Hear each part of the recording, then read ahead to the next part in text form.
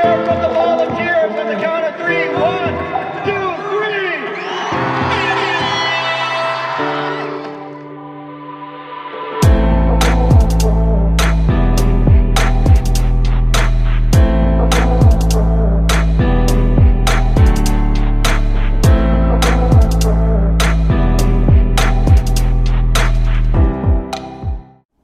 And so going through, and I remember like running one time, and I was going through, I run in Campbell Valley, and I now jokingly call it my church.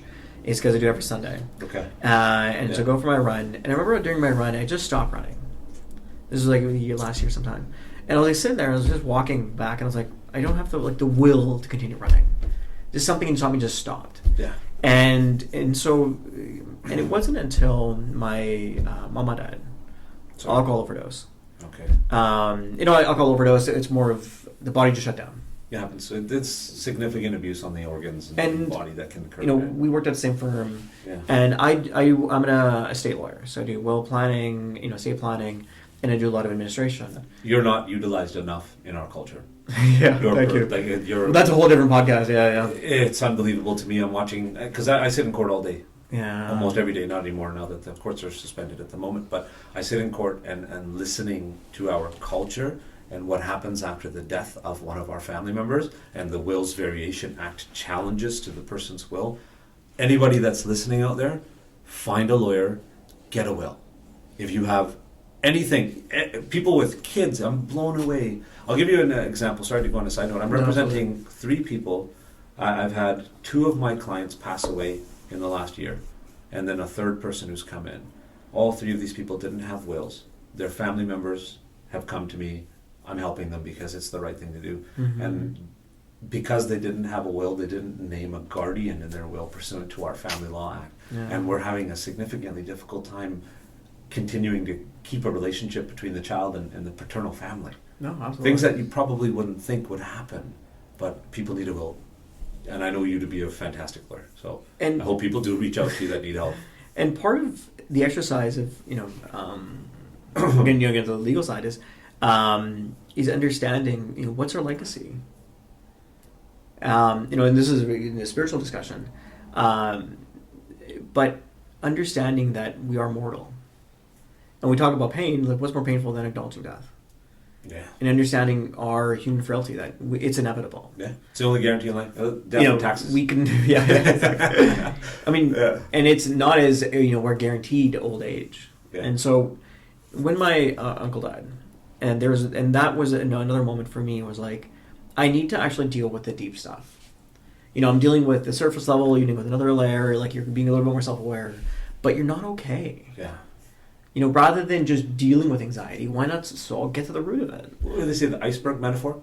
Where you've got, you're dealing with just what's above the water, but there's so much more on the bottom that's the most painful part to get through right? And fortunately, there was a lot of, again, you can't write this stuff. You can't make this stuff up, right? Luckily, I'm meditating, and, I go to counseling. And again, shout out to Moving Forward Family Services Society, which do low cost, no cost counseling. Okay. So I don't know when it's airing, but right now they're doing free online counseling by phone and online because we'll talk about COVID and the trauma that's happening right now. Again, anyone that's looking for resources, please reach out. We'd love to be able to help find you resources. Sukhminder, thank you for saying that. Okay. Yeah. So you said Moving Forward. So I reached out to Gary Thandy, and I would help. A huge fan of what he was doing, and trying to and it's not just about counseling; it's about healing, right? Like a lot of there's so much trauma that we have to deal with, and especially in our community, that we need to deal with. Because I'm gonna get on my soapbox now. Is there's so much trauma because we get to see the symptoms of it, and when we talk about alcohol abuse, we talk about young deaths, and in your practice and my practice, how many young men die is ridiculously high. Mm-hmm. And, we can say about, Wills Variation, lack of insurance, but why are they dying? And, and so when my uncle passed away, that's when I realized, like, I'm not okay. And I reached out to counseling, and it was like, I remember going to counseling, and I'd be bawling my eyes out. But you know what was awesome? After I bawled my eyes out, I was like, why was I holding on to that? I have no problem crying. I cry at commercials. If I don't cry once a week... I have no idea. I was watching a kids movie I don't even remember the name. We were sitting at home. For me, it was Inside Out. I cried. This is a movie about, I can't remember the name. I'll bring it up next time. Yeah. But I'm watching this movie with my kids, my wife sitting on the couch, and at the end, this moment happens, right? It's a Disney-type Pixar movie. And I'm in tears. And my wife and the kids look at me like, Dad, are you okay? I was like, I'm great. Like, it was one of those moments because you're able to release that feeling, right? Absolutely. Instead of bottling it in. No. We have to let it out. Yeah, absolutely. Yeah. And I remember, like, I would listen to a song, have a memory, have a thought, and, you know, even as I'm driving or something, and I'd like, should I tear now? Yeah. And it's like, you know, now it's like, if I don't cry once a week, or at least have, like, a moment of, like, tears, it doesn't, like, that was a bad week. Because it's from those moments that you see the beauty of things. And it's, you can see, you know, from, you know, the sadness is the release. And so now it's, you know, go to counseling, and there was such a moment of just letting go. And, you know, that's the moments where you could see the intergenerational trauma. Yeah. And, you know, there's moments where it's like you start to shift the blame, but you let go of that too. Yeah. And you think, like, look, we're all just trying our best. Yeah. This is, you know, who do you blame? Who is the bad guy? There are no bad characters. Okay. We're all trying our best. You know, we can set boundaries, which is important. That's a whole other topic. I love boundaries. Yeah. No is a complete sentence. What no? What's the what? You know, it took me a while to learn that word. What is it again? How do you spell it? How do you use it? No is a I didn't know that sentence, word. man. It's you beautiful the way you talked about all this stuff, like going to the JI and all this stuff. Yeah. It's like, for a long time, I didn't know the word no. Yeah. And it was like, oh, take on everything, do everything, you know, say yes, because, again, everything's great. I can do it all.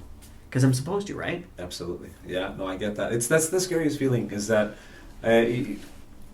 balancing so much. There is no time left for you.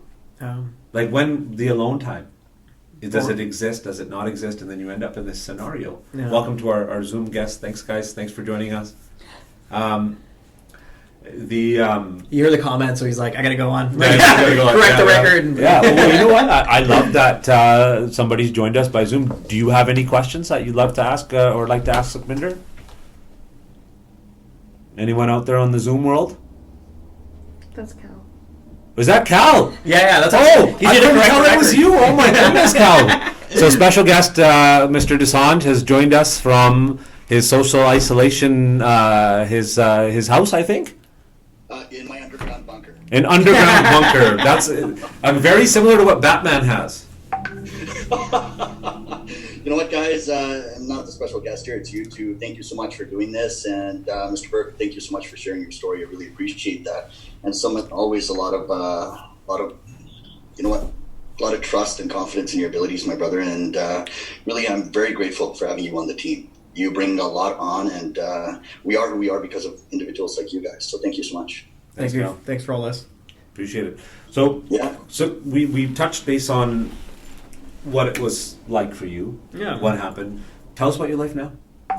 So life now is a part of moderation. I would say is the biggest piece. You know, the self-care is, you know, my priorities. The first is me. I come first. Yeah. Right. Put your mask on first, and then it's my family. And people go like, that's a bizarre order. Like, why would you put yourself first? There's a Because difference between selfish and self-care. Absolutely. And it's, you know, if it's selfish, I'd be like off the, you know, the mountains in a cabin somewhere and just be living out in the woods. Mm-hmm. But it's like, that's not life. I might do that when I'm older. Yeah, no, absolutely. Yeah. So, you know, kids are watching this. Once you guys are off and you guys are set, I'm gone, right? I'm going to go find that cabin. Yeah. But it's, the big piece is self-care. Those are warmer for me. I know. Cabins in the cold, not for me. You know, it's other extremes. Either I need the snow or I need the sun. Nothing in between. I tell people I was born close to the equator. That's where we come from, you know. They laugh at me. It's not like you were born at Surrey Memorial Hospital. Hey, I was born in Sparwood out in the Kootenay, so that's maybe I like the cold. Okay. You're more acclimatized to it than perhaps. Yeah. No, life today is, you know, has its ups and downs. It has its challenges. And the goal is to stay present with the moment. Yeah. And so right now, even with dealing with COVID, is, you know, for me, like, it rocked my world, all of our worlds, right? And in terms of the stress and anxiety over, you know, seeing bare shelves, we're not used to that. Other parts of the world they are, but we're not used to that. For me, us being extreme extroverts, I used to have lunches. That was part of my job. It was like the networking, going to events, doing all this, all gone. And then it took me a while, and I realized I'm like that was a huge part of my social life. For me to go out, being that extrovert that I am, I love to go out, love to talk to people. That's all gone. The self-proclaimed introvert extrovert. Yeah, exactly. Is that the way to describe it? Yeah. No, that was the story's gone. That's historical. Yeah. But what's really interesting is that I love my solitude. Okay. Is the time alone in the evenings, Okay, in your own the space. mornings. Yeah. Sometimes it can mean sitting there watching some YouTube clip or whatever. Other times it could be reading. Other times it could be exercising. Yeah. Like this morning, everyone got up super late, and so I didn't get to go work out this morning. So I got some stretches in. But tonight I'm going to go for a jog. Nice. Because right now it's like normally I don't run every day, but times are tough. I have to do what I have to do to get through this, and like all of us. Yeah. And so one of the pieces that we talked about on. At our board meeting, moving forward, is this is actually a traumatic experience for everybody, and yes, absolutely, we will not see, in terms of awareness of it, the impact of trauma usually happens much later. So, after this new normal comes in, and looking at mid-May, hopefully, but that's when we will see. 6 months later is when people will be like, "What the heck happened?" Mm-hmm. Looking back at it, it's difficult now because we're in it. Absolutely. And we're in it and we're home. And I hate to sort of talk about this from a negative perspective. The amount of phone calls I'm getting from distressed family members, I'm talking about from my professional work. Yeah. People calling and looking for a divorce lawyer. People calling me to talk about domestic violence that's occurring within homes. It's skyrocketed.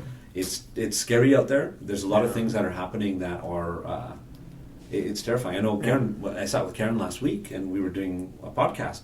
And the amount of phone calls that you got during that 45 minutes or an hour that we were sitting here was incredible. Right. So you sit there and you start to think, you're like, wow, this is really affecting people in a way that I don't think we fully appreciate yet. We don't know. And we won't perhaps until time passes, right? Absolutely. So it's just difficult. And that's where we thank you for coming on. Because absolutely. I wanted you to be able to share your story. I think it's inspirational. I love that you have the desire to put yourself out there and say what's been going on for you. And I appreciate so much that you're out there breaking down stigma, because normally lawyers, people that are professional, someone who's run for public office, a person who sits on boards the way you do in an elected chair of a huge institute, those types of people aren't the ones that we would think stereotypically have issues like you're talking about. No. And it's beautiful to watch how you've emerged through that. And if you have anything you can say to any of the people that are going to see this podcast, any advice that you can share, we'd love to give you that opportunity. Please. Yeah, and I'll get on my soapbox and give my unsolicited advice. Me give unsolicited advice? I didn't know you would do something like that. Yeah. The big piece is that you have, I'll speak from the I, is that I have to recognize when I'm not okay. I have to recognize when I have to reach out to others, and what am I doing in my life that I'm using to cope? And you have to be self-aware, and I have to be self-aware, because for me to understand, whether again, for me it wasn't as easy as saying, okay, what's my alcohol bill?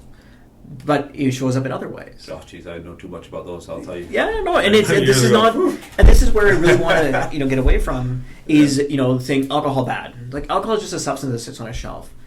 Food is just a substance that sits in a grocery store. It's what we do with it. Absolutely. And what we do with our time, what we do with our distractions. Are we neglecting our responsibilities? What are we doing that is not dealing with I use the word pain. Coping mechanisms. The coping mechanisms. And this is not to judge and label saying one is better than the other, right? And not to blame ourselves when, say we rely on some of those. Scientifically, addiction related, in my experiences, what I've been told, there's no difference between a heroin user and an alcohol user. But we have created all of these negative connotations for one drug versus others, even prescription medications. Things that are legally available by way of a prescription are used in the same way alcohol is used. Yeah. So I don't see a difference. Yeah. I was in my history, shared it, I have no problem doing that. I'm in a treatment center. Very different, perhaps life experience-wise, from the people that were there with me. Yeah. No difference. Same story, different facts. Absolutely. And it's, one of the things I always want to we'll say, to the you is that, seek seek help. It's taking that first step and acknowledging, and it's the first step that's the hardest, and saying I am not okay, Yeah. and saying I need support. I want to reach out. I want to talk to someone, and just admitting that, because this fallacy of perfection that we put on to ourselves, really, Yeah. and how we treat ourselves is that's not accurate. It's unfair. It's unfair. Yeah. And and we have young kids. The forgiveness How old are and your kids love. 6 and 4. Ah, beautiful. Yeah. The forgiveness you were saying, I'm sorry to jump Yeah. in. I just love talking about your kids. They're so cute. I get to see them all on Facebook. They go swimming together. Yeah, they that's used right. to go swimming together. Yes, that's right. That's Yeah, right. so Yeah, cool. I remember that. I didn't get a chance to see you there, but Yeah. yeah, that was cool. Yeah. And it's the love and kindness we show for them.